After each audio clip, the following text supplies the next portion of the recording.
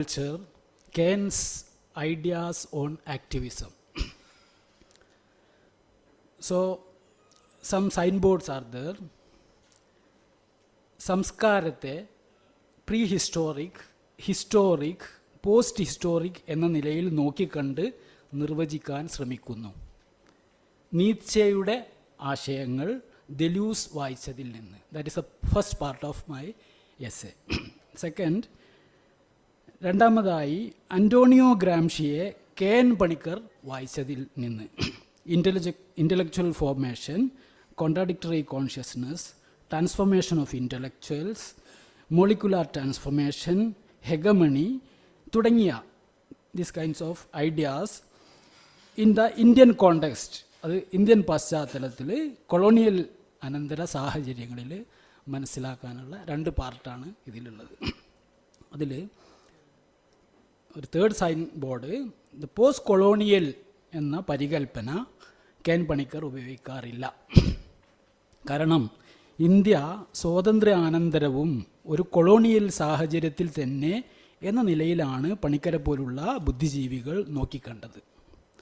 Colonialism ഇവിടെ സമകാലീന സാഹചര്യത്തിലും തുടരുന്നു എന്ന അർത്ഥത്തിൽ പ്രത്യേകിച്ചും ഹിന്ദുത്വ രാഷ്ട്രീയത്തിൽ അതിന് പുതിയ രൂപവും മാനവും കൈവന്നിരിക്കുന്നു. സമകാലീന സമ്പദ് ശാസ്ത്രത്തിലും വികസന അജണ്ടകളിലും അത് പ്രത്യേകം ദൃശ്യമാണ്. ദിസ് കൊളോണിയലിസം എന്നുള്ളത്, കൊളോണിയലിസം നോട്ട് എൻഡിങ് എന്നുള്ള അർത്ഥത്തിൽ. അതിനാൽ ഇനിമേൽ ഹിന്ദുത്വ എന്നു പ്രത്യേകം ഈ പ്രബന്ധത്തിൽ പരാമർശിക്കുന്നതല്ല. Because Hindutva is a part of colonial project that way. First I am trying to conceptualise culture. സംസ്കാരം എന്നത് നമ്മെ സംസ്കരിച്ചെടുക്കുന്ന, പരിവർത്തിപ്പിച്ചെടുക്കുന്ന ഒന്നിനെ കുറിക്കുന്നതാണ്. സംസ്കാരം അതിൻ്റെ ഉറവിടത്തിൽ, ഇൻ ദ സോഴ്സ്, അനുസരിക്കാനുള്ള നമ്മുടെ ശീലത്തെയാണ് ടു ഒബേ കുറിക്കുന്നത്. ഏതെങ്കിലും ആചാരങ്ങളോടോ ശീലങ്ങളോടോ പെരുമാറ്റങ്ങളോടോ വിശ്വാസങ്ങളോടോ പ്രത്യേക ബന്ധനത്തിൽ, ബോണ്ടേജ്, കഴിയുക എന്നതാണ് സംസ്കാരം എന്നതുകൊണ്ട് വിവക്ഷിക്കുന്നത്. ഒരു പ്രത്യേക രൂപത്തിൽ നമ്മെ പരുവപ്പെടുത്തുന്നതാണ് സംസ്കാരം. അത് നാം ഒരു നിയമത്തെ അനുസരിക്കലാണ്, ഒരു ജീവിത രീതിയെ പിന്തുടരലാണ്, ചില മൂല്യങ്ങളെ മുറുകെ പിടിക്കലാണ്. അതിലൂടെ സംസ്കരിക്കപ്പെട്ട സവിശേഷമായ അഭിരുചിയാൽ ടേസ്റ്റ്, നമ്മുടെ ടേസ്റ്റുകളെല്ലാം നിർണ്ണയിക്കപ്പെട്ട ഒരാളായി തീരലാണ്. ഇപ്പം നാരായണ മാഷാണെങ്കിൽ കഥകളിയിൽ അയാൾ പ്രത്യേക അഭിരുചി ഉള്ള ആളാണ്. അപ്പം അത് ഒരു സാംസ്കാരിക വിഷയമായി തീരുകയാണ്. ഈ ആയിത്തീരൽ, ഇങ്ങനെ നമ്മൾ ഒരു സംസ്കാര സമ്പന്ന ആയിത്തീരൽ, അതിൽ ബലപ്രയോഗത്തിൻ്റെ അംശമുണ്ട്.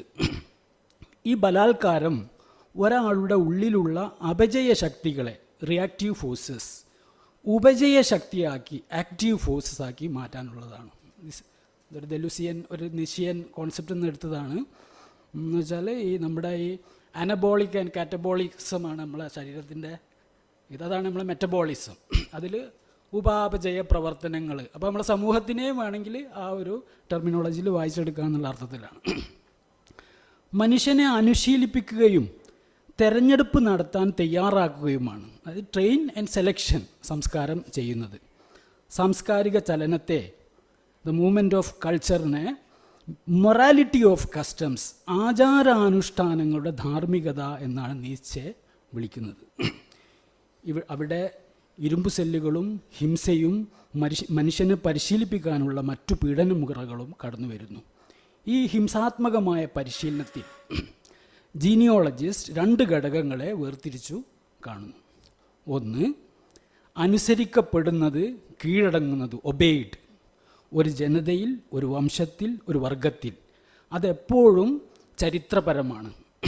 ചരിത്രപരം എന്നതിൽ ആവർത്തിച്ച് ഉപയോഗിക്കുന്നുണ്ട്, അത് വേറൊരു മീനിങ്ങിലാണ് നമ്മൾ ഉപയോഗിക്കുന്നത്. ചരിത്രപരമാണ്, ഏകപക്ഷീയമാണ്, വിചിത്രമാണ്, അസംബന്ധമാണ്, പരിമിതമാണ്. ആ അച്ചടക്കം ഉണ്ടാക്കിയെടുക്കുന്നത്. ഏറ്റവും പ്രതിലോമകരമായ അപജയകരമായ ശക്തികളെയാണ് അത് പ്രതിനിധീകരിക്കുന്നത്. രണ്ടാമത്തേത്, എന്തായിരുന്നാലും, നമ്മൾ അടിച്ചും ഒതുക്കിയൊക്കെയാണ് കുട്ടിയെ നമ്മൾ വളർത്തുന്നത്, എന്തായിരുന്നാലും അനുസരിക്കപ്പെടുന്ന ആ ചിലത് ഒരു തത്വമായി, മൂല്യമായി, ഒരു പ്രിൻസിപ്പിൾ ആയി പ്രത്യക്ഷപ്പെടുന്നതാണ്. രണ്ട് തരത്തിലുള്ള സംസ്കാരത്തിൻ്റെ ജനതയെയും വംശങ്ങളെയും വർഗങ്ങളെയും അത് കടന്നു പോകുന്നു. നിയമത്തെ അനുസരിക്കുക, കാരണം അത് നിയമമാണ്. നിയമത്തിൻ്റെ രൂപം ചില പ്രവൃത്തികളെയാണ് അർത്ഥമാക്കുന്നത്. ഒരു നിശ്ചിത ഉപജയ ശക്തികളെ, ആക്റ്റീവ് ഫോഴ്സസിനെ അത് മനുഷ്യരുടെ മേൽ പ്രയോഗിക്കുന്നു. നിയമത്തിന് മനുഷ്യനെ പരിശീലിപ്പിച്ചെടുക്കാനുള്ള ദൗത്യം നാം നൽകിയിരിക്കുകയാണ്. ഈ രണ്ട് വശവും പരസ്പരം ചരിത്രപരമായി അവിഭാജ്യമാണെങ്കിലും, ഇൻസെപ്പറബിൾ ആണെങ്കിലും, ഇവ രണ്ടും തമ്മിൽ ആശയക്കുഴപ്പത്തിലാകരുത് ഒരു ജീനിയോളജിസ്റ്റ് എന്നാണ് പറയുന്നത്. ഒരു ഭാഗത്ത് ഒരു ഭരണകൂടത്തിൻ്റെ, ഒരു മതമേധാവിത്വത്തിൻ്റെ വ്യക്തികൾക്കുമേലുള്ള ചരിത്രപരമായ സാന്നിധ്യമാണ് അതൊരു ഭാഗത്ത്. അതാകട്ടെ അവരെ സ്വാംശീകരിക്കാൻ, കീഴടക്കാൻ ലക്ഷ്യം വെച്ചതാണ്. മറുഭാഗത്ത് സംസ്കാരത്തിൻ്റെ പ്രവൃത്തി ഒരു ജനറിക് ബീയിങ് എന്ന നിലയിലാണ്. ഒരു ജനറിക് ബീയിങ്, അങ്ങനെയാണ് അതിനെ ഉപയോഗിക്കുന്നത്. മനുഷ്യ സ്പീഷീസിൻ്റെ പ്രവൃത്തി എന്നുള്ളത്, നമ്മളൊരു ജൈവ മനുഷ്യൻ എന്നുള്ളതിലേക്കുള്ള പ്രവൃത്തിയാണ്. അതുകൊണ്ടാണ് നീച്ചെ അതിനെ പ്രിമിറ്റീവ് അല്ലെങ്കിൽ ആദിമം, പ്രീ ഹിസ്റ്റോറിക്കൽ, ചരിത്രപൂർവം എന്നെല്ലാം വിളിച്ചത്. ഇത് സാർവലൗകിക ചരിത്രം, യൂണിവേഴ്സൽ ഹിസ്റ്ററി നിലവിൽ വരുന്നതിന് മുമ്പേ വരുന്നതാണ്. പുരാവസ്തു ശാസ്ത്രത്തിലെ പ്രീ ഹിസ്റ്റോറിക് എന്ന പ്രയോഗം സ്ക്രിപ്റ്റ് രേഖകൾ, അതായത് ചരിത്രം രൂപം കൊള്ളുന്നതിന് മുമ്പുള്ള ഒരു കാലഘട്ടത്തിനെയാണ് വിശേഷിപ്പിക്കുന്നത് എന്ന് ഇപ്പം ജെസിറേറ്റിൽ നിന്ന് ഡിസ്കസ് ചെയ്തപ്പോൾ അവർ പറയുന്നുണ്ട്. അതുപോലെ തന്നെ ഏകദേശം ആ ഒരു ടെർമിനോളജിയാണ് ഇതിൽ എടുക്കുന്നത്.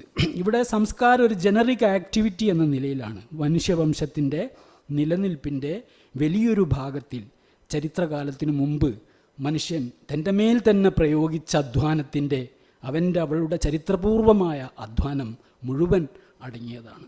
അത് കഠിനതയും ഭീകരതയും അസംബന്ധവും വിഡ്ഢിത്തവും അതിൽ ഉൾച്ചേർന്നിരിക്കുന്നുവെങ്കിൽ കൂടി ആ അധ്വാനം മനുഷ്യനെ സംസ്കരിച്ചെടുക്കുകയാണ്. ഒരു സംസ്കാരം നമ്മളെ കുട്ടികളെ പഠിപ്പിക്കാൻ നമ്മൾ അടിക്കും പിടിക്കും, അത് നമ്മൾ വ്യക്തി ജീവിതത്തിലും അങ്ങനെ തന്നെയാണ്. അപ്പോൾ അത് പലതും അത് അസംബന്ധമാണ്, വിഡ്ഢിത്താണ്, പീഡനമാണ്. എങ്കിൽ പോലും അതിന് മറ്റു ചില ഘടകങ്ങളുണ്ട് എന്നാണ് പറയുന്നത്. എല്ലാ ചരിത്രപരമായ നിയമങ്ങളും ഏകപക്ഷീയമാണ്. എന്നാൽ നിയമത്തെ അനുസരിക്കുക എന്നത് ഏകപക്ഷീയമല്ല, അത് ചരിത്രപൂർവവും ജനറിക്കുമാണ്. എന്നുവെച്ചാൽ വാട്ട് ഈസ് കൾച്ചർ എന്നുള്ളത് നമ്മൾ നിർവചിച്ചു കഴിഞ്ഞാൽ ശീലിക്കാനുള്ള നമ്മുടെ ശീലത്തെയാണ് കൾച്ചർ എന്ന് പറയുന്നത് എന്നുള്ള അർത്ഥത്തിലാണ്. സംസ്കാരം മൊത്തത്തിൽ പല ദിശയിൽ പ്രയോഗിക്കപ്പെട്ടിട്ടുണ്ട്. അബോധത്തിൻ്റെ അപജയശക്തികളെപ്പോലും അത് ആക്രമിച്ചിട്ടുണ്ട്. ഏറ്റവും അന്തസ്ഥിതമായ സബ്റ്ററേനിയൻ ആയിട്ടുള്ള ദഹനേന്ദ്രിയത്തെയും ആമാശയ കുടൽ വ്യവസ്ഥയെ പോലും സംസ്കാരം പിടികൂടും. നമ്മളെ ടേസ്റ്റുകളെ, നമ്മുടെ ഭക്ഷണശീലങ്ങളെ ആ അർത്ഥത്തിലായിരിക്കും. പിന്നെ അതിൻ്റെ അനലിറോട്ടിക് എന്നുള്ള അർത്ഥത്തിലുള്ള ഫ്രോയിഡിയൻ മീനിങ്സൊക്കെ അതിനുണ്ട്. എന്നാൽ അതിൻ്റെ മുഖ്യ ഉദ്ദേശം, സംസ്കാരത്തിൻ്റെ മുഖ്യ ഉദ്ദേശം ബോധത്തെ അല്ലെങ്കിൽ നമ്മുടെ അവബോധത്തെ ശക്തിപ്പെടുത്തലാണ്, നമ്മെ ഒരു ബോധമുള്ള ജീവിയാക്കലാണ്. ഈ ബോധം വൈകാരികതയുടെ പലായന സ്വഭാവത്തെ, വൈകാരികതയ്ക്ക് ഒരു പലായന സ്വഭാവമാണ് എപ്പോഴും, ഫുജിറ്റീവ് ക്യാരക്ടർ ഓഫ് എക്സൈറ്റേഷൻ എന്നാണ് പറയുന്നത്, നിർവചിക്കുന്നു. ഈ ബോധം തന്നെ മറവിയുടെ കേന്ദ്രത്തിൽ ഫാക്കൽറ്റി ഓഫ് ഫോർഗെറ്റിംഗ് അടിസ്ഥാനപ്പെടുത്തിയിരിക്കുന്നു. നമ്മളെ ഫോർഗെറ്റിംഗ് എന്നാണ്, നമ്മൾ ഫോർഗീവ് ചെയ്യുക, കരുണ ഒക്കെ ഉണ്ടാകുന്ന, നമ്മളെല്ലാം ഓർമ്മിക്കാൻ, ചരിത്രപരമായ എല്ലാം ഓർമ്മിക്കാൻ നിന്ന് കഴിഞ്ഞാൽ നമ്മൾ ഭയങ്കര റിവെഞ്ച്ഫുൾ ആവും എന്നുള്ളതാണ് പറയുന്നത്. അപ്പോൾ ഫോർഗെറ്റിംഗ് ആയിട്ട് ബന്ധപ്പെട്ടിട്ടാണ് ഈ ഓർമ്മയെ കാണേണ്ടത്. മറവിയുടെ കേന്ദ്രത്തിന് പ്രത്യക്ഷമായി തന്നെ എതിർനിൽക്കുന്ന ഓർമ്മ, മെമ്മറി എന്ന പുതിയൊരു കേന്ദ്രത്തെ സംസ്കാരം ബോധത്തിനു മേൽ ചുമലപ്പെടുത്തും. നമ്മൾ പെയിന് നമ്മൾ അടിക്കുന്നതും പിടിക്കുന്നതും നമ്മൾ കുട്ടിയുടെ മേലെ പെയിൻ ചെലുത്തുന്നത് ആ ഓർമ്മ നിലനിർത്താൻ വേണ്ടിയാണ്. ആ വാതിലിൻ്റെ അപ്പുറം കടക്കരുത് എന്നുള്ള ഓർമ്മ നിലനിർത്തുക, അതാണ് ഇവിടെ പറയുന്നത്. ഓർമ്മ എന്നൊരു പുതിയ കേന്ദ്രത്തെ സംസ്കാരം ബോധത്തിനു മേൽ ചുമതലപ്പെടുത്തുന്നു. ഇവിടെ ഓർമ്മ എന്നത് അടയാളപ്പെടുത്തലിൻ്റെ ഓർമ്മയല്ല. ഇവിടുത്തെ ഓർമ്മ എന്നത് നമ്മളെന്തെങ്കിലും ഒന്ന് അടയാളപ്പെടുത്താൻ സൂചകമായിട്ടല്ല അത് ഉപയോഗിക്കുന്നത്. ഇവിടെ ഈ ശരിയായ ഓർമ്മ ഭൂതകാലത്തിൻ്റെ ഒരു പ്രവൃത്തിയേ അല്ല. ഭൂതകാലത്തിൻ്റെ ഓർത്തെടുക്കാനല്ല ഈ ഓർമ്മ സൂക്ഷിക്കുന്നത്. നമ്മൾ പറയുന്ന ആദ്യത്തെ ജനറിക്കായുള്ള സംസ്കാരത്തിൻ്റെ ഈ ഓർമ്മ എന്ന് പറയുന്നത്, മറിച്ച് ഭാവിയുടെ പ്രവൃത്തിയാണ്. അത് അഭിരുചികളുടെ, സെൻസിബിലിറ്റിയുടെ ഒരു ഓർമ്മയല്ല. നമ്മളെന്തെങ്കിലും ഒരു അഭിരുചി ഉണ്ടാക്കിയിട്ട് ഏതെങ്കിലും ഒരു വരേണ്യമായ ഒരു അഭിരുചി എന്നൊക്കെ പറയുന്ന മാതിരി ഒരു അഭിരുചി ഉണ്ടാക്കുന്ന ഓർമ്മയുമല്ല. അത് ഇച്ഛയുടെ ഓർമ്മയാണ്. അത് അടയാളങ്ങളെക്കുറിച്ചുള്ള ഓർമ്മയല്ല, വാക്കുകളെക്കുറിച്ചുള്ള ഓർമ്മയാണ്. വേർഡ്സ്, നമ്മൾ കൊടുക്കുന്ന വേർഡ്സ് ഓഫ് ലവ് അല്ലെങ്കിൽ പ്രോമിസസ്, നമ്മൾ കൊടുക്കുന്ന പ്രോമിസുകൾ, അത് നമ്മൾ ഭൂതകാലത്താണ് അത് നമ്മൾ പ്രോമിസ് കൊടുക്കുന്നത്, പക്ഷെ അത് ഭാവിയിലേക്കുള്ളതാണ് എന്നുള്ളതാണ്. അത് ഇച്ഛയുടെ ഓർമ്മയാണ്, അത് അടയാളങ്ങളെക്കുറിച്ചുള്ള ഓർമ്മയല്ല, വാക്കുകളെക്കുറിച്ചുള്ള വേർഡ്സ് ഓഫ് ലവ്, പ്രോമിസസ്, അതിൻ്റെ ഓർമ്മയാണ്. അത് ഭാവിയെക്കുറിച്ചുള്ള ഒരു ഓർമ്മ. ഐ ലവ് യു എന്ന് നമ്മളൊരു കാമുകിനോട് നമ്മൾ പറയുമ്പോൾ ദാറ്റ് ഇസ് ഭാവിയാണ്. നിന്നെ ഞാൻ നമുക്ക് ഒരുമിക്കാം എന്നുള്ളതിനെ പറ്റിയൊരു ഭാവിയെ സൂചിപ്പിക്കുന്നു എന്നുള്ള അർത്ഥത്തിലുള്ള ഓർമ്മയാണ്. ആ ഓർമ്മ നാം വാഗ്ദാനം നൽകുന്ന ഒരു ഫാക്കൽറ്റിയാണ്. ഭാവിയോട് പ്രതിബദ്ധമായിരിക്കലാണ്. ഭാവിയെക്കുറിച്ചുള്ള ഓർമ്മ തന്നെയാണ്.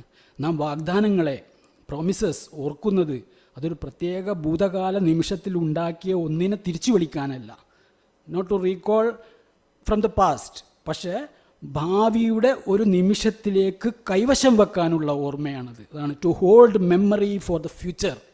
ആ ഓർമ്മ ഭൂതകാലത്തിലേക്ക് മുറുകെ പിടിക്കാനുള്ള ഓർമ്മയാണ്.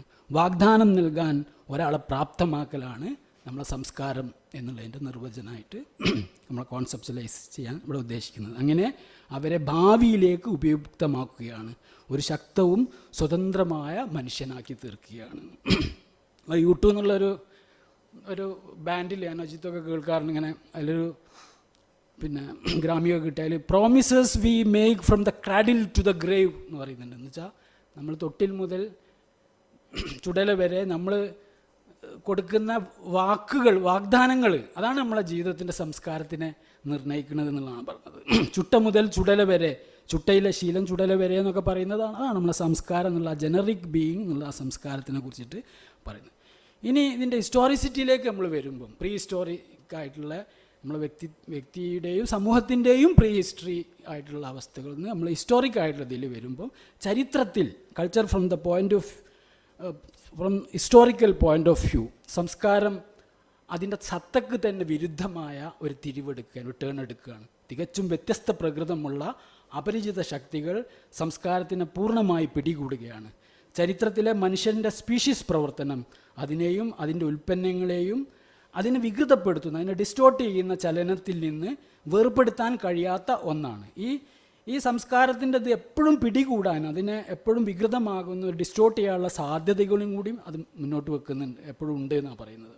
അതിലുപരി ചരിത്രം തന്നെ ഈ വൈകൃതമാണ്, ഈ പെർവേർഷനാണ് എന്നുള്ളതാണ്. എന്നുവെച്ചാൽ ഹിസ്റ്ററിയിൽ നമ്മൾ ഭരണകൂടം ഉണ്ടാകുമ്പോൾ ഇതുവരെയുള്ള എഴുതപ്പെട്ട ചരിത്രം മുഴുവൻ വർഗസമരങ്ങളുടെ ചരിത്രമാണെന്ന് മാർക്സ് മാനിഫെസ്റ്റോയിൽ പറയുന്നത് തന്നെയാണിത്. എന്ത് പ്രീ ഹിസ്റ്റോറിക് ആയിട്ടുള്ള ചരിത്രമല്ല എന്ന് എംഗൽസ് അത് തിരുത്തുന്നുണ്ട്. അപ്പം അതാണ് ഇത് ഈ അധ്വാനത്തിൻ്റെ ഈ അന്യവൽകൃതമായ അധ്വാനത്തിൻ്റെ ഈ ചരിത്രം തീരുമ്പോഴാണ് മനുഷ്യൻ്റെ യഥാർത്ഥ സ്വാതന്ത്ര്യം ആരംഭിക്കുന്നത് എന്നും മാർക്സ് പറയുന്നുണ്ട്. ആ അർത്ഥത്തിലാണ് ഇത് പറയുന്നത്. സംസ്കാരത്തിൻ്റെ ജീർണതയ്ക്ക് സമാനമാണ് അങ്ങനെ അത് ചരിത്രം ഈ വൈകൃതമാണ്. സിവിലൈസേഷൻ ഒരു ന്യൂറോസിസ് ആണെന്ന് ഫ്രോയിഡ് പറഞ്ഞത് ഇവിടെ ഓർക്കാം.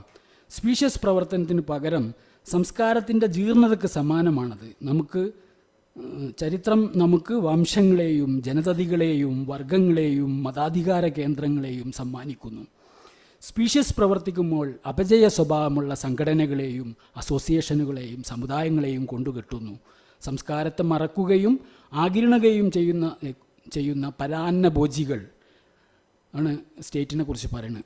മനുഷ്യൻ്റെ സ്പീഷീസ് പ്രവർത്തനത്തിൻ്റെ ചലനത്തെ ആകെ ഫാൾസിഫൈ ചെയ്യുന്ന കൂട്ടായ്മകളുടെ പ്രതിരോധ ശക്തികൾ, അവയെ പറ്റങ്ങൾ, ഹേർഡ്സ് എന്ന് വിളിക്കുന്നു. ഹേർഡ്സ് കോൺഷ്യസ്നസ്, ഹേർഡ്സ് മെമ്മറി.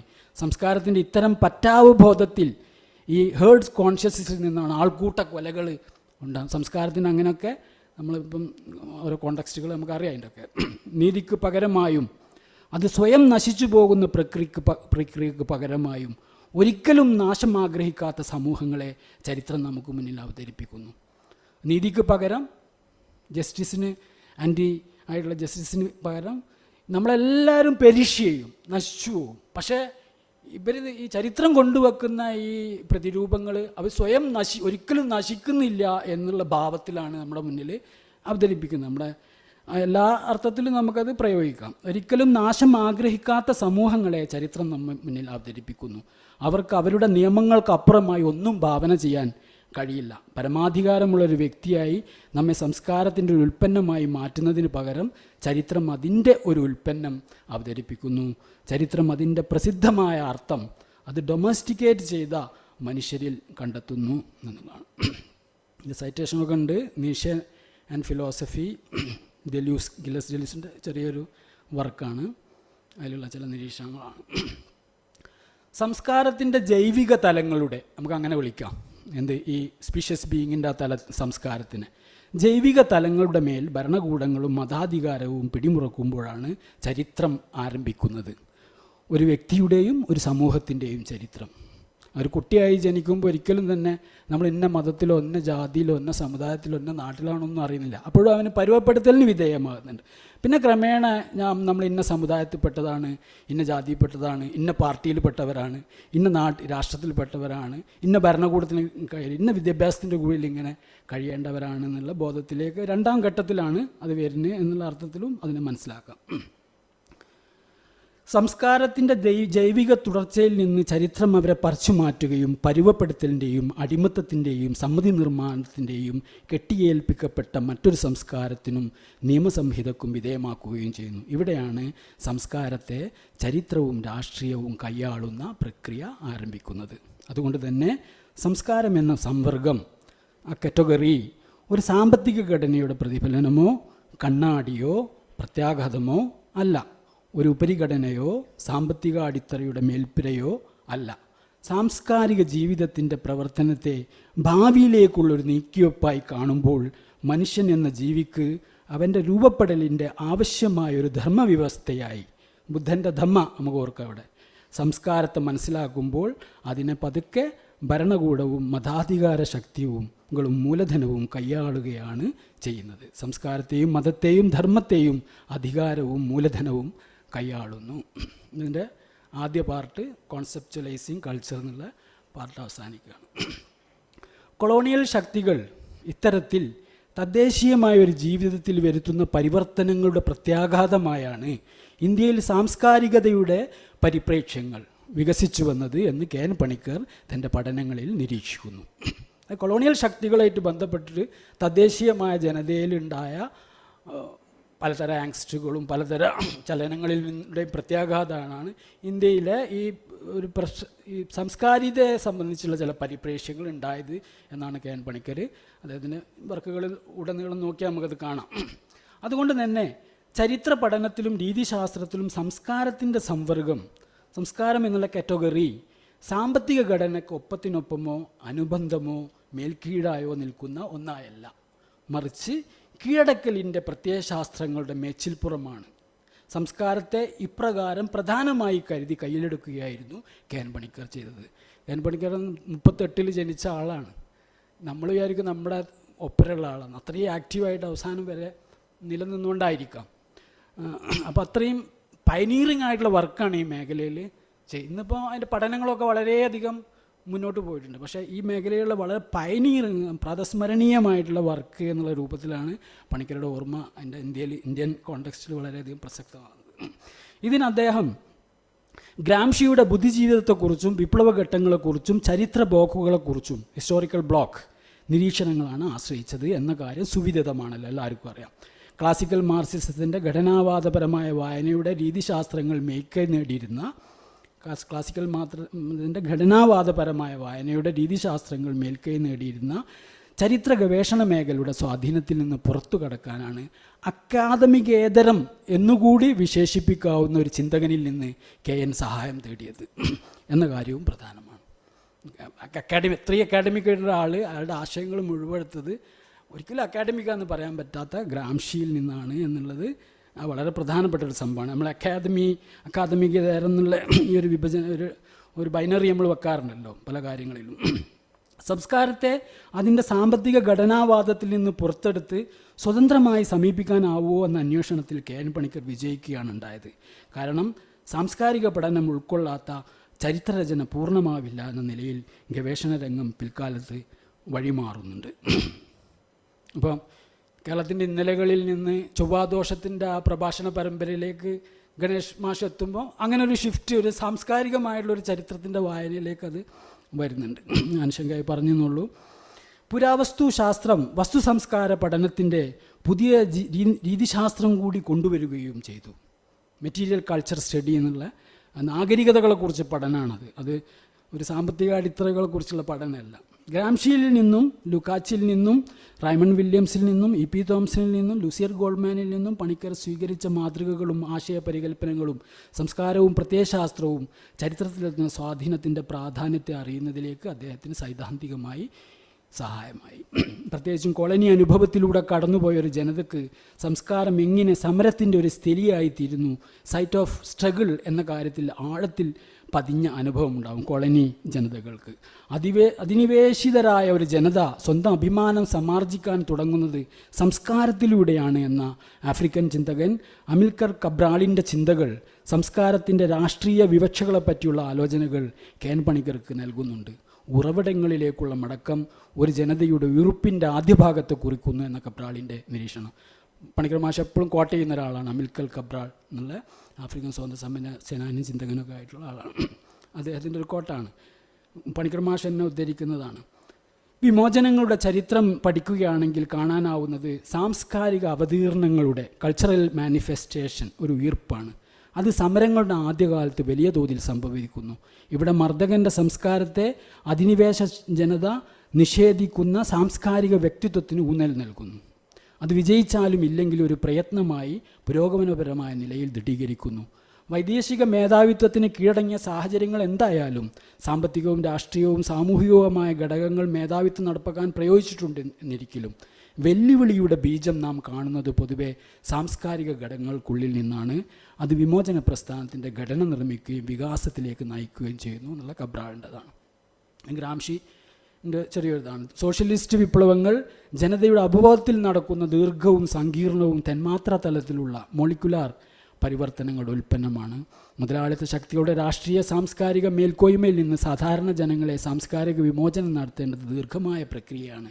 മറ്റു വാക്കുകളിൽ പറഞ്ഞാൽ അധികാരത്തിന് മുമ്പ് ഈ മേൽക്കോയ്മ ഉണ്ടാക്കിയെടുക്കേണ്ടത്. അധികാരം കൊയ്യണം ആദ്യം എന്നുള്ളതല്ല, ആദ്യം ഈ വിളവെടുപ്പ് ഇതിന് പാകപ്പെടുത്തണം എന്നുള്ളതാണ്. ഇത്തരമൊരു മേൽക്കോയ്മ ഹെഗമണി സ്ഥാപിക്കാനുള്ള പ്രവർത്തനങ്ങളിൽ മുഴുകേണ്ടതിൻ്റെ അടിയന്തര സാഹചര്യങ്ങളെയാണ് പണിക്കർ തൻ്റെ ആക്ടിവിസത്തെക്കുറിച്ചുള്ള ചിന്തകളിലൂടെ മുന്നോട്ട് വെക്കുന്നത്.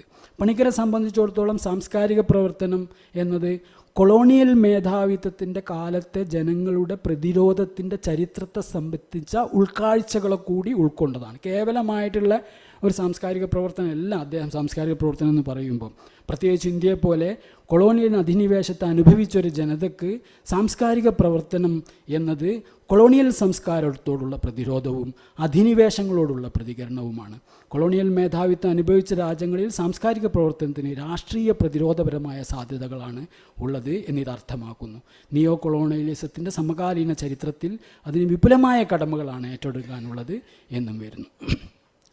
ഭൂതത്തിലുള്ള ഊന്നൽ, ഉറവിടങ്ങളിലുള്ള മടക്കം അമിൽക്കർ കബ്രാം വിളിച്ച പോലെ അത് പുരോഗതിയുടെ സമകാലീന ശക്തികളോട് എതിരിട്ടുകൊണ്ട് ഭൂതകാലത്തിൻ്റെ ഉയർന്നെഴുന്നേൽപ്പിക്കാൻ ശ്രമിക്കുന്നു എന്ന് അനിവാര്യമായി അർത്ഥമാക്കേണ്ടതില്ല. അങ്ങനെ വായനയും ഉണ്ട് ഈ നമ്മളെ പാരമ്പര്യത്തിന്. ആധുനികത എന്നത് ഭൂതകാലത്തിൻ്റെ അവഗണന ഉൾക്കൊള്ളുന്ന ഒന്നല്ല. കാരണം ആധുനികതയെ തിരിച്ചറിയാൻ പാരമ്പര്യം നല്ലൊരു ഉപകരണമായി വർത്തിക്കുകയാണ് ഉണ്ടായത്. മാഷ്ടെ കോട്ടാണ്. അധിനിവേശിതരായ ഒരു ജനതയ്ക്ക് വാസ്തവത്തിൽ ഭൂതവും വർത്തമാനവും തമ്മിൽ വ്യക്തമായ വ്യവിച്ഛേദം വരുത്താൻ ചരിത്രം ഒരു സാധ്യത മുന്നോട്ട് വെക്കുന്നില്ല. ചരിത്രം പലപ്പോഴും നമ്മുടെ മൂന്നാലോക രാജ്യങ്ങളെ സഹായിക്കുന്നില്ല എന്നർത്ഥം. കാര്യം അങ്ങനെ ഒരു ചരിത്രം ഉണ്ടാക്കിയിട്ടില്ല. പിന്നീട് ഉണ്ടായി വരികയാണ്. റോമിലെയും ഒക്കെ തുടങ്ങി വെച്ചൊരു ചരിത്രമാണ്. ഈ ഇടകലരിൽ തീർക്കുന്ന അവ്യക്തതയും അനിശ്ചിതത്വവും ഭൂതവും ഭാവിയും കൂടിക്കലർന്ന അവസ്ഥ, മിത്തും ചരിത്രവും കൂടിക്കലർന്നൊരവസ്ഥ സാംസ്കാരിക പ്രത്യയശാസ്ത്ര ശ്രമങ്ങളുടെ ഗതിയെയും സ്വഭാവത്തെയും സ്വാധീനിക്കുന്നു. ഈ സമരങ്ങളിൽ നിന്നുണ്ടാകുന്ന ദൈക്ഷണിക പ്രവർത്തനവും പരിവർത്തനവും ഈ നിലയിലാണ്. മാഷ് തന്നെ കൂട്ടുകളാണ്. മതപരമായ പ്രതികരണത്തിലെ സാംസ്കാരിക പ്രതിരോധം 19-ാം നൂറ്റാണ്ടിൽ സംസ്കാരത്തിൻ്റെ എല്ലാ മണ്ഡലങ്ങളെയും പുണർന്നു, പ്രത്യേകിച്ച് നൂറ്റാണ്ടിൻ്റെ രണ്ടാം പകുതിയിൽ. അപ്പോഴാണ് കൊളോണിയൽ സാംസ്കാരിക കടന്നുകയറ്റത്തിൻ്റെ പ്രത്യാഘാതങ്ങൾ ശക്തമായി അനുഭവപ്പെട്ടത്. അത് രണ്ട് നിലയിൽ പ്രകടിത രൂപം കൈക്കൊണ്ടു. ആദ്യത്തേത് കൊളോണിയൽ സാംസ്കാരിക അനുശീലനങ്ങൾക്ക് ഒരു ബദൽ കണ്ടെത്തുക എന്ന നിലയിൽ. രണ്ടാമത്തേത് പരമ്പരാഗത സ്ഥാപനങ്ങളുടെ പുനരുജ്ജീവനം എന്ന അർത്ഥത്തിൽ.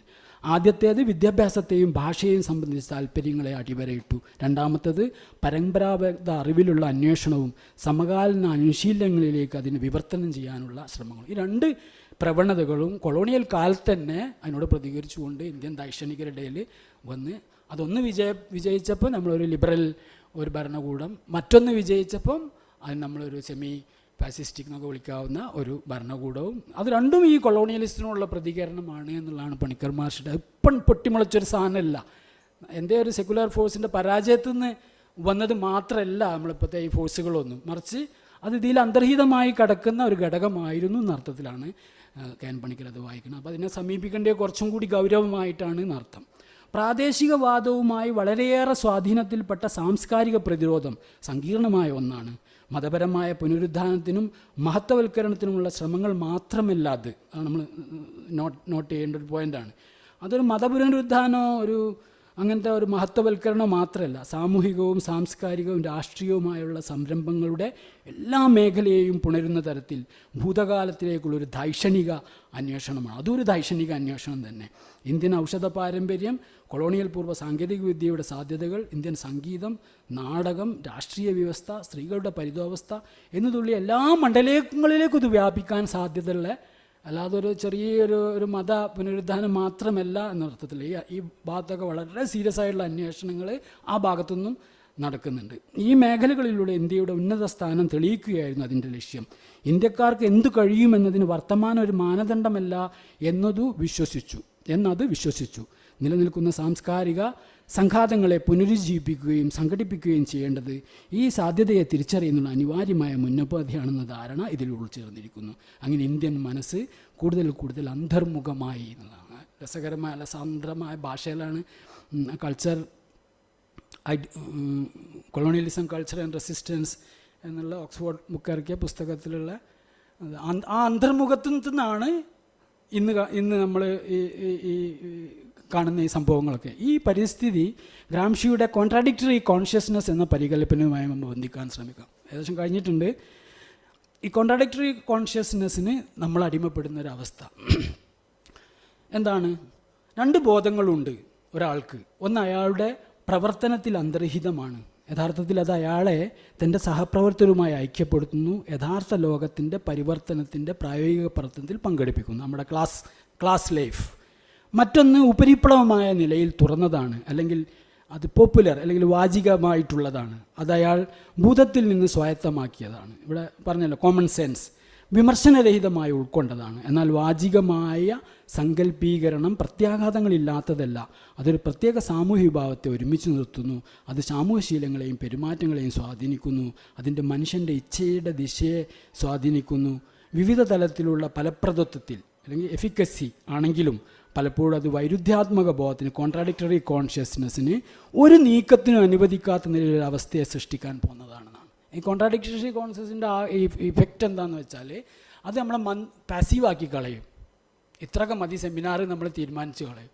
സജീവമായിട്ട് നമുക്ക് ഒരു തുറന്ന ഒരു സമൂഹമായിട്ട് KSHRന് ഭയങ്കര ഇൻട്രാക്ഷൻ നടത്താനുള്ള ഒരു ഇതിനെ ഈ ഒരു പാസിവിറ്റി വേണോ വേണ്ടേ എന്നുള്ള നമ്മളെ ആ ഒരു സംഭവം കൊണ്ട് അതിൻ്റെ പ്രാധാന്യം നമുക്ക് തന്നെ മനസ്സിലാവാതെ നമ്മളത് പാസിവിറ്റിയിലേക്ക് പോകും. ഒരു തീരുമാനം, ഒരു ചോയ്സും ഇല്ലാത്ത സ്ഥിതി, അത് ധാർമ്മികവും രാഷ്ട്രീയമായൊരു നിർജ്ജീവാവസ്ഥ. കേരളത്തിലൊക്കെ ഇൻ്റലക്ച്വൽസിൻ്റെ ഇടയിൽ ഏറ്റവും കൂടുതൽ ഉള്ള ഒന്നും പറയാൻ വയ്യാത്ത എന്തോ ഒരു തരത്തിലുള്ള മന്ദീഭാവം, ഒരു കോൺട്രാഡിക്ടറി, അത് പരിശോധിക്കേണ്ട കാര്യമാണ്. വൈരുദ്ധ്യബോധത്തെ പറ്റിയുള്ള ഗാംഷിയുടെ സങ്കല്പനം സാംസ്കാരിക മേൽക്കോയ്മയുടെയും കൾച്ചറൽ ഹെഗമണി, അതിൻ്റെ രാഷ്ട്രീയ പ്രത്യാഘാതങ്ങളെയും മനസ്സിലാക്കുന്നത് പ്രത്യേകം പ്രസക്തമാണ്. മേധാവിത്വം പുലർത്തുന്ന പ്രത്യയശാസ്ത്രപരവും സാംസ്കാരികവുമായ വ്യവസ്ഥയെ നേരിടാൻ തന്ത്രങ്ങളും രീതികളും രൂപീകരിക്കാനും വിപുലീകരിക്കാനും വികസിപ്പിക്കാനും ഒരു ദൈക്ഷണിക സമൂഹത്തെ ഒരുമിച്ച് കൊണ്ടുവരേണ്ടതും സൃഷ്ടിക്കേണ്ടതും അനിവാര്യമാണ്. അതാണ് പണിക്കർ മാഷ് പറയുന്നത്. ഈ ഒരു പരിസ്ഥിതിയെ നമ്മൾ ബോധപൂർവം എന്താ പറയുക, ഡെലിബറേറ്റ് ഡെമോക്രസി നമ്മൾ ഇവരൊക്കെ പറയുന്ന പോലെ, എബ്രമാസൊക്കെ പറയുന്ന പോലെ ഡെലിബറേറ്റായിട്ട് നമ്മൾ അതിൽ ഇടപെടേണ്ടതുണ്ട്. മാനസിക ജോലി ചെയ്യുന്നവരുടെ ഒരു സമൂഹമല്ല, ആകെയുള്ള ദൈക്ഷണിക സമൂഹത്തെയുമല്ല, ഭൗതികവും സാമൂഹികവുമായ ലോകത്തിനുള്ളിൽ പുതിയ സന്തുലിതാവസ്ഥയും നിരന്തരമായ നവീകരണവും സൃഷ്ടിക്കാൻ പ്രതിബദ്ധമായ വിമർശനാത്മകമായ വ്യക്തികളെ ആണ് ഇതിലൂടെ സംഘടിപ്പിക്കേണ്ടത് എന്നാണ്. വ്യക്തമായിട്ടാണ്, വളരെ ക്ലിയർ കട്ട്. റോമില രാവിലെ പറഞ്ഞതുപോലെ ഹാർഡ് ലെവലിലാണ് അദ്ദേഹത്തിൻ്റെ നിരീക്ഷണങ്ങൾ എപ്പോഴും ഉണ്ടാകുക. അത്തരത്തിൽ ബുദ്ധിജീവികളുടെ ഒരു സമൂഹം ഇന്ന് ഇന്ത്യയിലില്ല. ദേശീയ പ്രസ്ഥാനകാലത്ത് രൂപം കൊണ്ട ഒരു ബുദ്ധിജീവി സമൂഹം സ്വാതന്ത്ര്യത്തിന് ശേഷം ശിഥിലമായി. ആ സമൂഹത്തിൻ്റെ ഏറെ അംഗങ്ങളും സ്വാഭാവികമായി ഭരണകേന്ദ്രത്തിൻ്റെ ഭാഗമായി. ഇടതുപക്ഷത്തിനുള്ളിൽ നിന്ന് ഗണ്യമായ ഒരു ശക്തമായ ബുദ്ധിജീവിക സമൂഹം ഉയർന്നു വന്നിരുന്നു, പ്രത്യേകിച്ചും കേരളത്തിലും പശ്ചിമ ബംഗാളിലും ആന്ധ്രാപ്രദേശിലും. എന്നാൽ വർഷങ്ങൾ കഴിഞ്ഞപ്പോൾ ഇത് ചുരുങ്ങി വന്നു, ഒരു ചുരുങ്ങി വരുന്ന ഒരു സമൂഹമായി തീർന്നു. ഇറ്റലിയിൽ ഈ പരിതസ്ഥിതിയെ ഗ്രാംഷി ട്രാൻസ്ഫോമിസം എന്നാണ് വിളിച്ചത്. കീഴാളവർഗ്ഗങ്ങളിൽ നിന്ന് ബുദ്ധിജീവികളെ മേലാളവർഗം ശാംശീകരിക്കുന്ന പ്രക്രിയ, അവരുടെ ജൈവ ബുദ്ധിജീവികളെ അവർക്ക് നഷ്ടമാകുന്ന രീതി. ഇന്ത്യയിലും വ്യവസ്ഥയുടെ വലി വളരെ ശക്തമാണ്. അതിൻ്റെ രീതികൾ പ്രകടവുമായും സൂക്ഷ്മമാണ്. ഇതിൻ്റെ ഫലമായി ബുദ്ധിജീവികളുടെ ഒരു വലിയ വിഭാഗം ഭരണകൂട യന്ത്രത്തിൽ ചേർക്കപ്പെട്ടു. ട്രാൻസ്ഫോർമേഷനെ പ്രതിരോധിക്കാൻ വലിയ തോതിലുള്ള പ്രത്യയശാസ്ത്ര പ്രതിബദ്ധത ആവശ്യമായുണ്ട്, സംഘടനാശേഷി ആവശ്യമായുണ്ട്. അതിലൂടെ ബുദ്ധിജീവികളെ ഒരു സമൂഹമായി രൂപപ്പെടുത്തിയെടുക്കാൻ കഴിയും. അവർ സജീവമായ സാംസ്കാരിക പ്രത്യയ സമരങ്ങളിൽ പങ്കാളിയാവുമ്പോഴാണ് ഇത് സംഭവിക്കുക. കേന്ദ്ര കോട്ടകളാണ്. നമ്മുടെ ചരിത്രപരമായ അനുഭവം കാണിക്കുന്നത് സംസ്കാരം രാഷ്ട്രീയ സമരങ്ങളുമായി ഉത്ഗ്രഥിക്കാതിരിക്കുമ്പോൾ സാംസ്കാരിക അവബോധം ഒരു ഗുണപരമായ പരിവർത്തനത്തിന് വിധേയമാവില്ല എന്നതാണ്. ഈ അനുഭവത്തിൻ്റെ വെളിച്ചത്തിൽ വേണം സാംസ്കാരിക പ്രശ്നത്തെ കാണേണ്ടത്. സാംസ്കാരിക സമരം ശക്തിപ്പെടുത്താതിൻ്റെ അഭാവത്തിൽ സമൂഹത്തിൽ അടിസ്ഥാനപരമായ മാറ്റം അപൂർണമായിരിക്കും. കാരണം മാർക്സ് പറയുന്നു, മൺമറഞ്ഞ എല്ലാ തലമുറകളുടെയും പാരമ്പര്യം ജീവിച്ചിരിക്കുന്ന തലച്ചോറിന് ഒരു പ്രേതബാധ പോലെ വേട്ടയാടുന്നു. പ്രതിസന്ധിയുടെ ഘട്ടത്തിൽ മാത്രമല്ല മരിച്ച തലമുറകളുടെ പാരമ്പര്യം ഒരുമിച്ച് കൂട്ടപ്പെടുന്നത്. അത് വിപ്ലവത്തെ തന്നെ തടസ്സപ്പെടുത്താൻ ഉപയോഗിക്കപ്പെടും. വിപ്ലവം എന്ന് പറഞ്ഞാൽ ക്ലാസിക്കൽ അർത്ഥത്തിലല്ല, എല്ലാ ജനാധിപത്യ പ്രക്രിയകളെയും. നമ്മുടെ സമൂഹത്തിലെ സമകാലീന സാംസ്കാരിക അവബോധത്തെ തെന്മാത്രാ തലത്തിൽ പരിവർത്തിപ്പിക്കേണ്ട ആവശ്യം അതുകൊണ്ടാണ് ആവശ്യമായി തീരുന്നത്. ഇന്ത്യയിലും ഭരണകൂടത്തിൻ്റെ ബാഹ്യഗർത്തത്തിന് മുകളിൽ കോട്ടകൊത്തളങ്ങൾ ഉയർത്തപ്പെട്ടിട്ടുണ്ട്. സംസ്കാരത്തിൻ്റെയും പ്രത്യയശാസ്ത്രത്തിൻ്റെയും കോട്ടകൊത്തളങ്ങൾ. മനുഷ്യരുടെ മനസ്സിൻ്റെ യുദ്ധഭൂമി എന്ന നിലയിൽ സംസ്കാരത്തിൻ്റെ മണ്ഡലം അതുകൊണ്ട് തന്നെ കൂടുതൽ പ്രാധാന്യം കൈവരിക്കുന്നു. കെ.എൻ. പണിക്കരുടെ ആശയങ്ങൾ തുടർ ചർച്ചകൾക്കും അന്വേഷണങ്ങൾക്കുമായി സമർപ്പിക്കുന്നു. നന്ദി.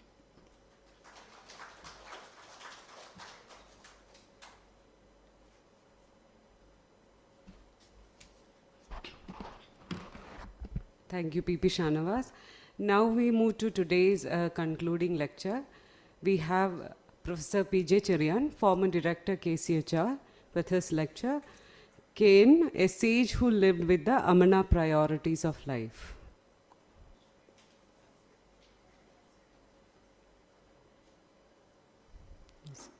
Professor Cherian, can you hear me?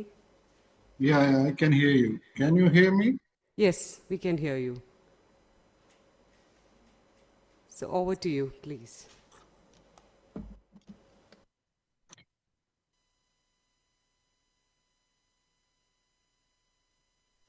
I think I have shared my paper.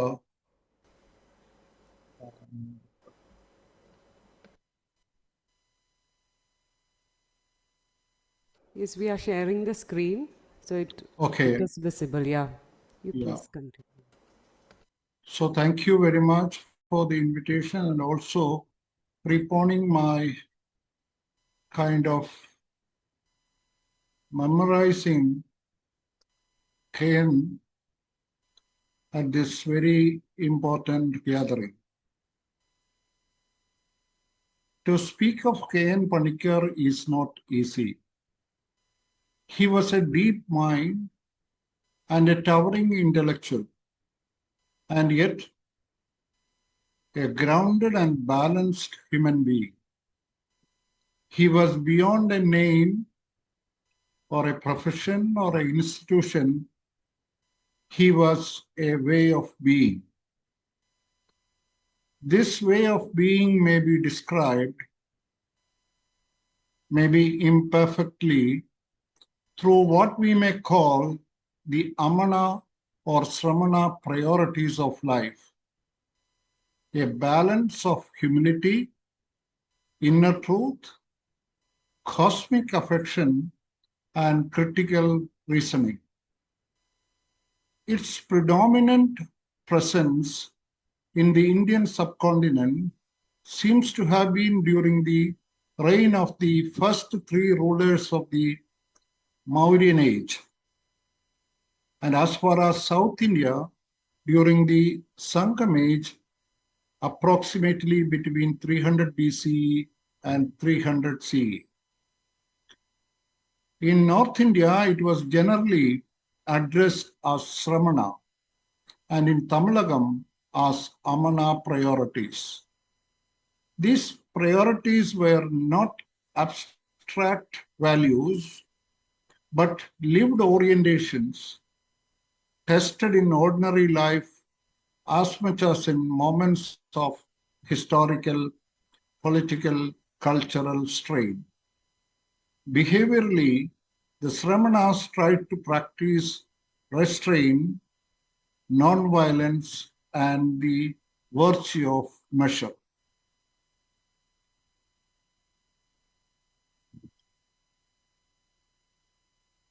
Cain was not an ascetic in the conventional sense of withdrawal. He was a Sramana in practice, fully engaged with the world, yet not possessed by it. He participated but resisted co-option. He engaged without surrendering autonomy.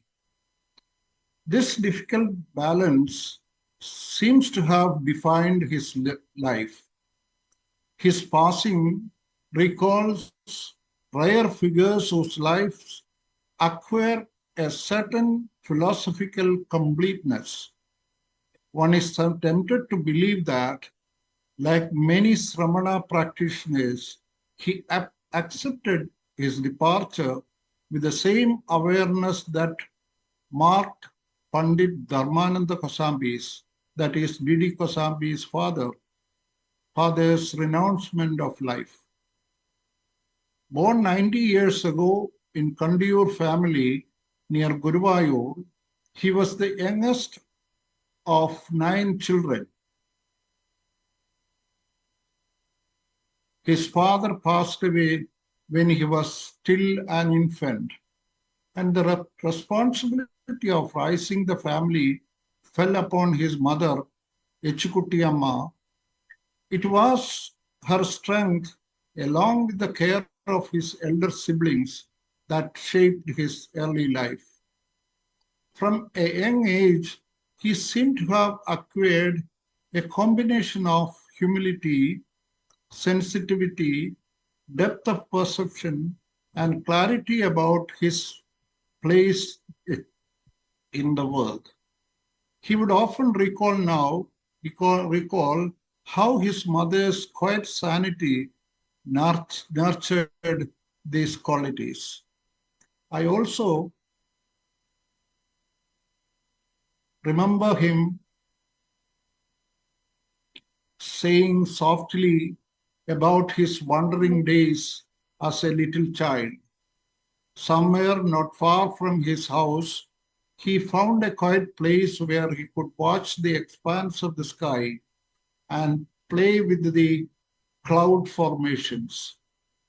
He spent hours there with only his mother knowing about it. In a time when many aspired to become doctors or civil servants, his choice to study history felt natural. For him, understanding society or the history of ancestors was inseparable from understanding life.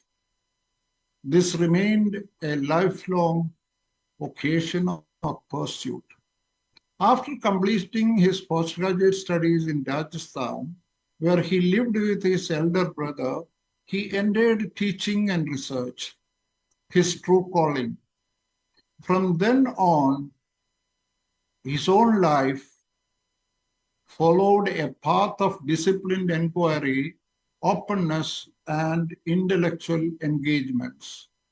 He remained, in a fundamental sense, a lifelong student. From his late teenage years, he used to consider life as a meditative journey. One habit he consistently practiced after he became a youth was the regular morning ritual of shaving his face while standing on one leg, a practice he learned from his grand uncle. His intellectual world was wide, but what defined it was not range alone, but coherence. His work consistently engaged with intellectual history, social consciousness, and the cultural dimensions of thought. He saw culture not as an inheritance, but as a site of struggle where ideas, power, and social consciousness intersect. Yet, even while analyzing conflict, he did not internalize or justify its violence. His life and work retained a restraint, a refusal to justify violence, even when examining it with social empathy. In this, his thinking resonated with seminar traditions where inquiry and discipline coexist with nonviolence. I remember once asking him why Ambedkar did not figure more centrally in his work. We were in his library, and after 2 minutes of staring at me, he said, Chirian, really, I don't know. It reflected not a lack of awareness, but an openness that avoided easy answers. He was aware that he too, being a human being, was defined by the historical processes of time and space, but he was extremely careful in keeping himself as much as possible from the structural forces of the evolving authoritarian state, profit accumulating market, and the dogmatic religions. In that sense, he was deeply political mind, and which cannot be fragmented among political groups. I first met him in 1984 at his family quarters at Jawaharlal Nehru University. What began as an academic interaction gradually became a long and close association. Some memories remain indicative of his way of being. Anyone who visited his home was always offered a glass of water by his life partner, Usha Chechi. This happened in our very first meeting as well. It was a simple gesture, but never mechanical. When I once asked about it, he said, it was probably a habit shaped by Usha's earlier practice at home in Rajasthan of welcoming visitors with a glass of water.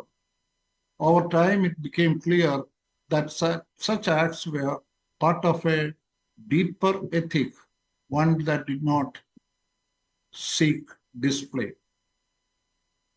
What began that evening grew into a bond that continued almost uninterrupted for over 4 decades, until this March 6, 2026, when I received from him a message that was about his final or last birthday.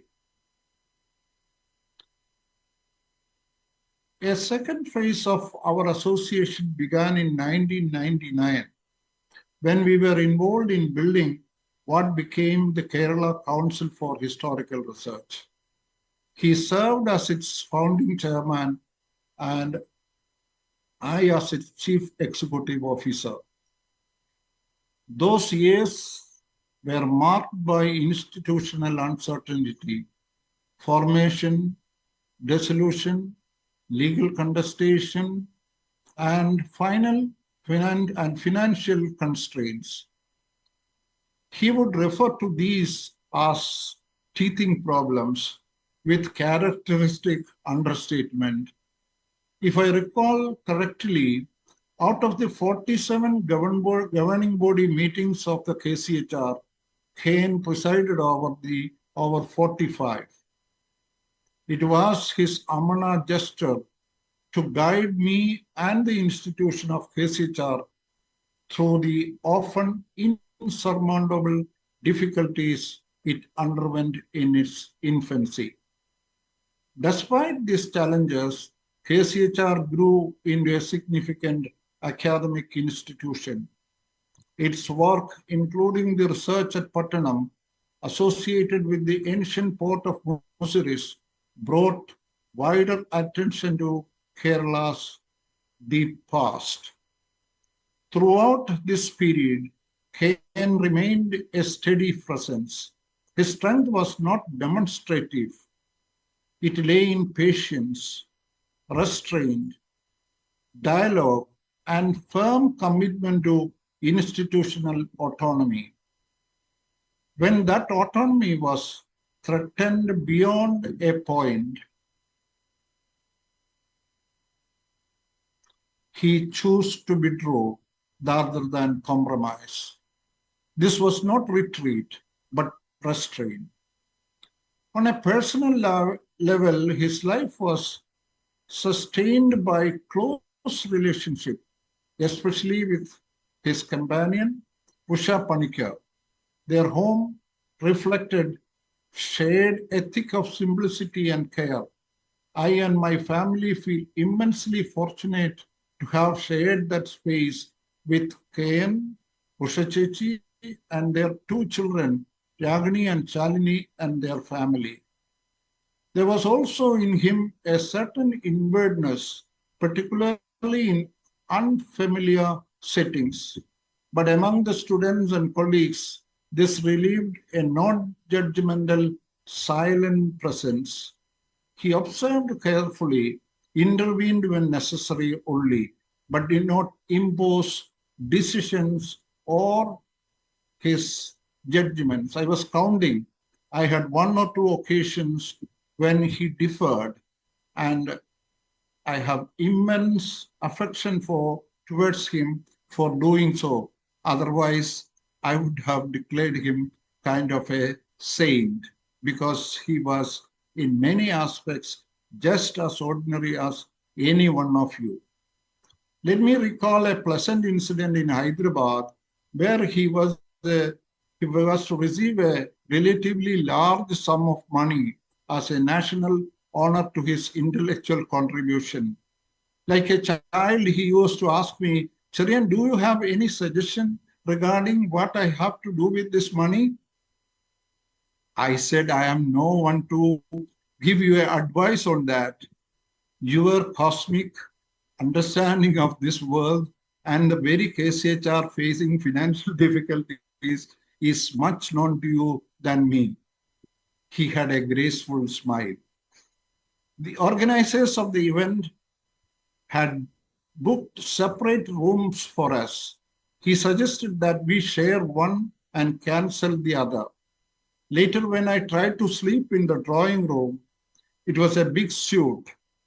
He insisted that I use the same bed he was sleeping. He was sleeping in. That night, he spoke for a long time in his sleep, and I could not sleep. The next morning, when he asked how I slept, I strategically, like him, I also started learning about his silence. I kept mum and asked him how was his sleep. He simply said he slept very well. When I later mentioned my sleepless night at Hyderabad hotel to Usha Chechi in his presence, I still remember she was annoyed and she said, Cherian, I am so sorry. If I had known it, I would have warned you. And added that this was my fate ever since we slept together. Then I looked at Cain. He was smiling heartily with quiet amusement. It was part of who he was. Such moments, though small, remain telling. Over the decades, I rarely saw him lose his composure. It was a shock to me. There were so many people very abusive about him. You know, it is very natural in a media-dependent world. If anything is possible, uttering is the easy thing that we can do. I was told that I asked his nephew, the eldest nephew, whom he was always close, that whether he had seen him crying or in a composure that he found he was shaken. He said, I saw him crying when his mother died, and he was around 36 years old then, and this nephew was around 16 years. And he also said, once I asked Panikkar, that is, Balakrishnan asked Panikkar, who could be the best finance minister of India? I think he was expecting an answer like Manmohan Singh because he too was a great academic. But he replied after a thoughtful time, my mother. It was his way of acknowledging the balance required to sustain a family in crisis or a nation through adversity. His intellectual depth is difficult to summarize. Though he understood history as a terrain of struggle, he did not glorify or justify conflict. His thought held together critical reasoning, humility, and restraint. In an age of increasing noise, also bombs and assertions and hatred and all sorts of othering, he remained modest. His silence was not empty.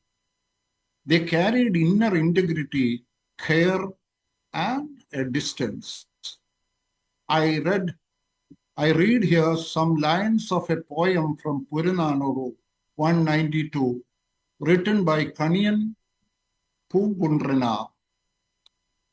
It was written over 2000 years ago, where the poet asked, what is new in death? This was also something Panikkar and I discussed at some time. This is Pama Research Institute prayer song, and also now a tribute to KN was the inspiration behind the formation of PAMA. The acronym PAMA stands for Paternal and Maternal Ancestry. I read a few lines from that poem. All towns, the actual word in Payam Tamil is Pattinam. All towns are ours. Everyone is our kin. Evil and goodness do not come to us from others, nor do suffering and the ending of suffering. There is nothing new in death. We do not rejoice when living is sweet. We do not say that living is miserable when tragedy surrounds us. We are not awed by those who are great. More than that, we do not despise those who are weak. In his final years, despite health challenges, he lived with discipline and without fear. Especially after the passing away of his beloved wife, he was terribly disturbed. And many times he used to phone and ask me, 2 times he asked me, Charyan, you took her to Pattanam and promised me that you will be bringing back her at 8 o'clock. Then I was really shocked what he is telling. And he never talked to me like that. Then to test whether he is in his school, I asked him, what is the time now? Then he said it is 9:15 p.m. Then I asked him, at this time, how can I send her even if she is with me in Pattanam? He then said, just call a taxi and come along. It is not good she traveling alone. Oh my God. It was a terrible moment. And I said, I will call you back. I didn't call back because I was thoroughly broken. After some time, he called again. Then I had to open up. I really opened up. I said, you have a great friend, now 94 years old, living alone, and you had a wife. He lived the most splendid life I know with you for almost how many years? Around 70 years. Okay, now I am also alone. What do you think about you? You are the most blessed guy who doesn't want to accept that Shushitechi is no more. He said, okay, Charian, I understand you. That was similarly one more occasion. There are several kind of similar dreams and all affectionate, yet lot of distancing and lot of guarding himself from anything that can really be little any bad impact on anyone around him. He was always a person with such integrity, and he valued human relationship. I know it is very, very sad for me to recall many of the moments, because he also, when stressed, he had the habit of seeing dreams. And the very first thing, next day we meet will be to narrate me. Then I used, let me take the diary, I will want to write it down. Then he will smile. And he used to tell so many beautiful dreams when he was under attack from the extreme right wing. When I say right wing, you should also understand that he had great followers in the RSS. Sheshadri, I also had the opportunity to meet him. He was their kind of major leader. And once he met Ken on his flight, he told him, Dr. Panikkar, we value more than you think, because every article you used to write then in Friendline was very important to us because you are an honest person. And we are interested to engage them. And similarly, he was beyond all shades of fragmentation that I could imagine or we could feel. For me, his memory is closely tied to the work at Musiris Pattanam. Without his quiet support, it would have been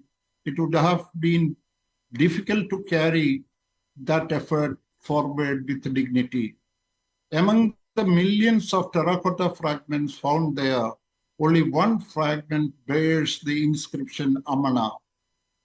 For the last 10 years, I was leisurely inquiring into what this Amana means, and I am very contented to attribute this to him, because to me it suggests a continuity with older ethical traditions, a balance that our ancestors, not very far long, 70 generations back, a balance of humility, inner truth or integrity, universal affection, and critical reasoning. Ken lived close to that balance. What remains finally is not his work, but an example. The scholarship without humility is incomplete. The truth requires both courage and restraint. That reason and affection must remain together. The institutions and initiatives he shaped will continue in their own ways, as institutions do, adapting, evolving, and finding their course over time. What sustained them in their formative moments, however, was not structure alone, but a certain clarity of purpose which KN brought to them, especially KCHR and PAMA. As far as PAMA Education Trust is concerned, he was the inspiration behind its formation. Conceived under his guidance as a non-profit, non-partisan, and transdisciplinary research initiatives, its beginnings were modest but purposeful. The first meeting was held at his residence on February 11, 2018, the very day it was registered as a public educational trust. And it was hosted by KN and his wife Ushachechi, where its direction was discussed with care and seriousness, with Professor R.V.G. Menon, the founding chairman, presiding, and his close intellectual associate and friend, Romila Thapar, being the key speaker. In the years since,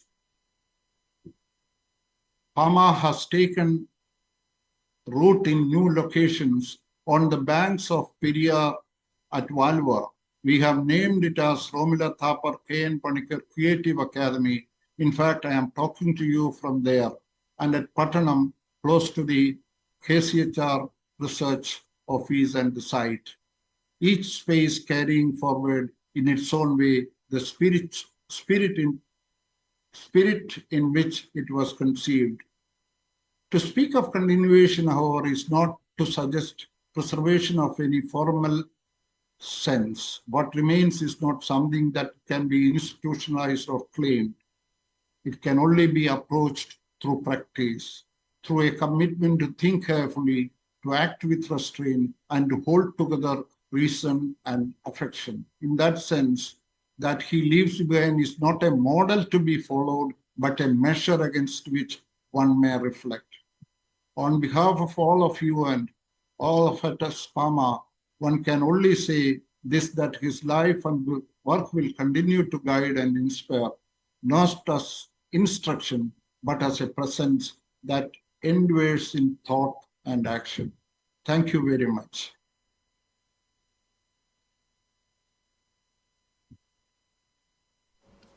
Thank you, Professor P.J. Cherian.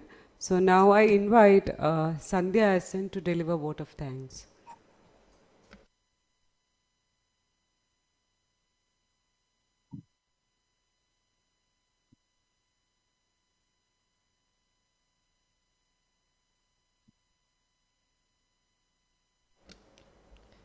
Dear all, as we come to the close of the first day of the Enriching Conference, it's my privilege to propose the vote of thanks.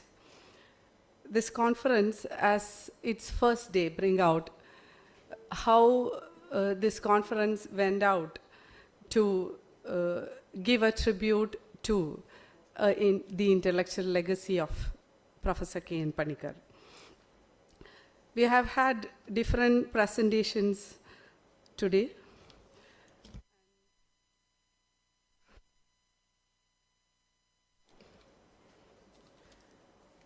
In these presentations, we were constantly reminded of his call to use history not as just something to study about the past, but constantly on thinking about, questioning, interpreting, and relating to the present. As Romila Thapar, in his inaugural talk, has informed, how K.N. Panikkar has helped as a teacher to reframe the curriculum so that it can inculcate the questioning power of young historians. And we are greatly honored to have her as today for the inaugural talk. In the following sessions, we had the reflections on education for democracy by Professor M.V. Narayanan. We extend our heartfelt thanks for him, for his presentation. And Professor A.R. Venkatachalapati has given an engaging lecture on professionalism of Tamil teachers in colonial India. Thank you very much, sir. We also extend our gratitude for the speakers of the following sessions. Professor G. Arunima, Dr. Vijay Varghese, and Professor Gopinath Ravindran for their insightful contributions on the contemporary histories, migration, and agrarian thoughts, which is connected with K.N. Panikkar. And also, all thanks to Mr. P.P. Shanavas for his stimulating talk on cultural activism and Professor K.N. Panikkar's ideas. And we just had a very personal, but at the same time, memorial talk by our former director, Professor P.J. Cherian. Actually, it was just recalling how the presence of K.N. Panikkar sir was so comforting in different moments of issues, as he has informed, very personally reflected on how comforting and at the same time his comments and gestures had made us strong in the times of issues. And also, the memorial talk has recalled how KCHR grew as a significant academic institution under his steady presence, patience, and direction. Thank you, sir, for this, for reminding us how touching and at the same time confident was his presence to KCHR. And we are equally grateful to all the participants gathered here and also in the online platform for attending the conference. And always special thanks is always due for the two persons who are guiding us, our chairperson, Professor K.N. Ganesh, and Professor Dineshan Vadaknil, our director. And I would like to acknowledge the dedicated efforts of the whole team, KCHR, for making this event successful. Actually, I don't want to mention each and every name of the team. And as a team, we always be together to making these events happen. And that's all. And let's all join together tomorrow at 10 a.m. As we all know, as one of his titles says, the night never falls when the lights such as K.N. Panikkar has paved us on our way to go towards a better world. Thank you so much.